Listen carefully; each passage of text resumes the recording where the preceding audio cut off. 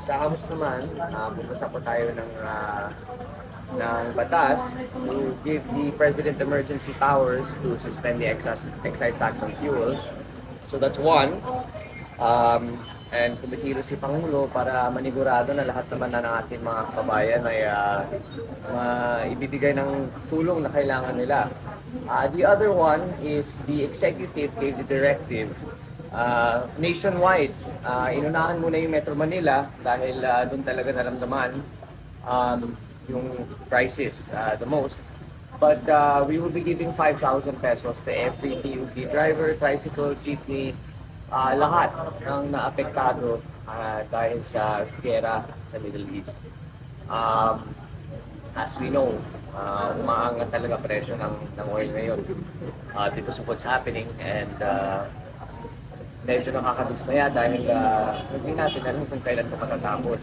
And if you had to ask me, I think matatagalan talaga tayo. It's gonna last a few more months, if not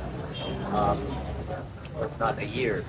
So we really have to buckle up and make sure na lahat na naepektuhan ay may ibibigay ng tulong na kailangan nila. So rest assured, the national government and the office of the First District is working full-time to make sure na lahat po ng tulong na may ibibigay natin sa kanila ay makakarating po as soon as possible. So I think after Holy Week, ang mga payout na sa again, sa mga naapektado will start in the First District, and I believe in the entire province. And of course, rest assured, sa lahat po ng ating mga, again, PUV drivers, tricycle drivers, jeepney drivers, lahat po na affected. Please, come to my office.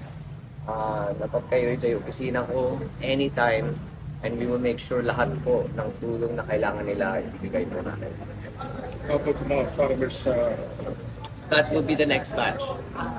So we will do it by batch, but again, ang utos ni Pangulo is to make sure na whoever is heavily affected first, yan muna ang unahan natin, and then of course, ang ating mga magsasaka, yan din ang susunod. As you know, ayaw ko naman na banatan yung TBM, but medyo matagal ang release nila over the last few months. So I implore them and I call on the TBM to release na the funds na kailangan talaga ng ating mga kakailan. So sir, itong excise cancellation ng excise tax ng gasoline, kailan kaya mag-implement ito sir? Well, let's see. I'm not sure kung pinasa na ng Senado, but once it's passed in both houses, siguro we can expect in the next, I want to say 20 to 30 days, mararamdaman na ng taong bayan. Hindi kaya maapektuhan yung pondo ng national government? I don't think so. I mean, there was a suggestion na only suspend para the profits of the tax and lang ibigay yung subsidy. Pero in my opinion, mas instant yung pag-suspend ng tax. So it's a cost-benefit thing, but that's just my opinion. Ano ang reaction ninyo, sir, at mag-uumpisa na